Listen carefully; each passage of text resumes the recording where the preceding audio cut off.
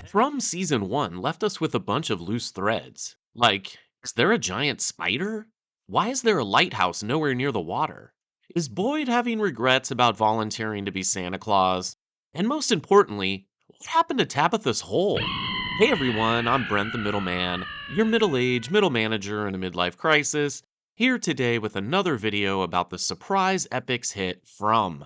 In this video, I will recap where we left off in season 1, give some of my theories and predictions for season 2, and at the end, will provide any updates I have for its release date. As always, I want to hear your theories in the comments, and I'll grab some of my favorites to feature in a future video. And if you haven't watched season 1 or you want to go into season 2 completely blind, then please stop watching now and come back later. Still here? Good, it's just us cool kids. Now go hang up your talisman and grab a giant can of Raid, because here we go.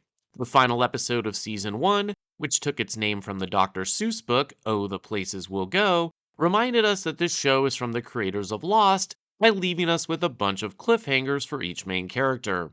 It also reminded us that the From writers have an obsession with holes, since pretty much every storyline ended with one.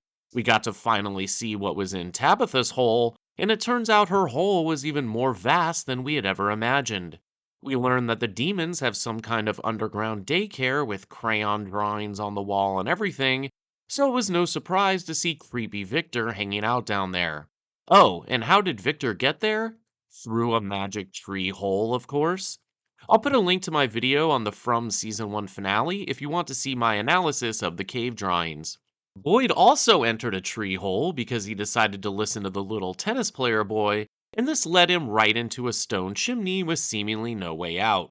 Boyd was with Sarah at the time after being dragged through the forest by what seemed to be a giant spider, which then made him think he saw his dead wife, causing him to get bit by some poisonous little spiders. Boyd's lucky he will turn into a spider and be able to crawl out of the chimney. We don't see what happened to Sarah, but before Boyd entered the tree hole, they had seen a lighthouse and heard what sounded like a ship horn. While this was all happening, the hippie house people finally got the radio to work, but the voice that came through on the other end just told Jim that he needs to watch out for Tabitha's hole. Finally, we end up at the diner, where the magic jukebox switches on, and we see a bus arriving from Grand Rapids, Michigan, which just happens to be where Christy's girlfriend slash fiance is from, the main reason she rejected Kenny's advances. Oh, and I forgot to mention the most terrifying thing that happened. Ellis asked Fatima to marry him. No, not marriage! So you can see there's going to be a lot to uncover in season 2, not to mention the overarching mystery of where is this place and why does it exist? We can see from the clothes the demons are wearing that this place has been around a long time. And we know that Victor has lived in the town since he was a kid, when he was able to escape a demon attack that killed pretty much everyone. We also know that there is some level of magic going on because Boyd found rocks with symbols on them which keep the demons away, and people are able to enter the town from anywhere in the United States.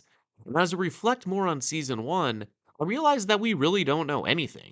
There's a lighthouse but no water, a giant spider out in the woods, electricity that just seems to come from the ground, a jukebox that just turns on by itself, a food supply that seems to never end, clever demons that come out at night to kill people and are documenting some kind of plan on the walls of their caves, and a forest that seems to be moving closer to the town.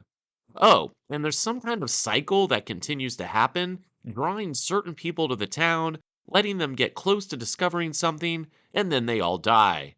So, what is the end game here?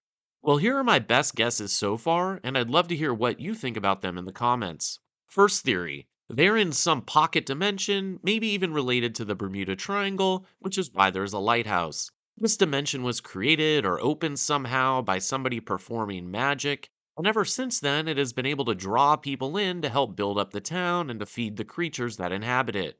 Once bit by the spiders or other creatures, the humans turn into the demons that we see.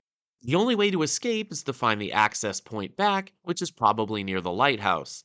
At this point, this theory feels like the most likely. What do you guys think? Second theory: they have been abducted by aliens. This is my wildest theory, and it involves spider like aliens that are experimenting on humans or need them to feed off of. I haven't really fleshed this one out yet, but I wanted to put it out there just in case it turns out they were in a spaceship all along. My third theory: Victor somehow created the monsters because of his traumatic childhood and is either intentionally or unintentionally drawing certain people to the town, looking for someone like him who can help him stop everything. This is why he took a liking to Ethan, because Ethan has similar powers. Perhaps Victor isn't the original person, but a descendant of magical people, the ones who created the talismans. I can't help but thinking creepy Victor has something to do with what is going on, but I also wouldn't be surprised if he ends up being the hero. Or maybe he is both. He is trying to fix something he created as a kid. My fourth and final theory: they are a part of some government experiment that has either gone off the rails or it is working perfectly fine and it's just super sadistic.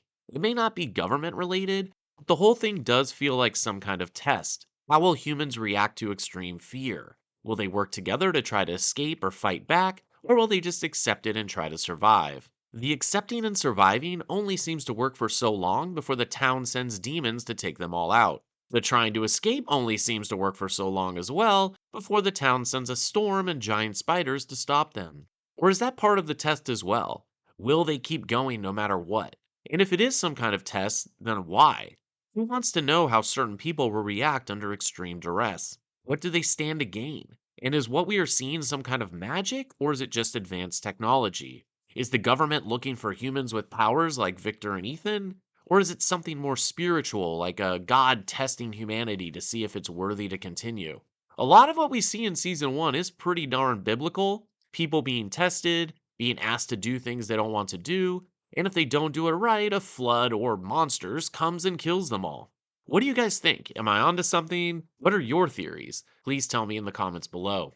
Now, let's talk about season 2 release date and casting news. I don't have anything definitive just yet, but I am hearing that it should come out in early 2023 and there will be again 10 episodes. Season 1 premiered February 20th, 2022, so it's highly likely that Season 2 will come out around the end of February as well.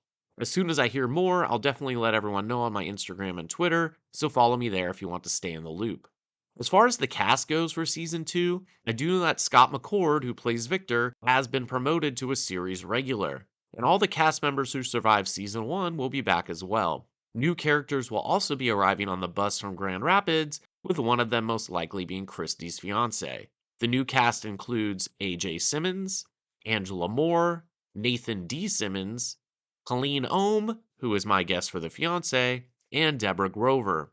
These characters will have big roles, as the Season 2 synopsis says. Hidden truths about the nature and terrifying origins of the town begin to emerge, even as life for its residents is plunged into chaos by the arrival of mysterious newcomers.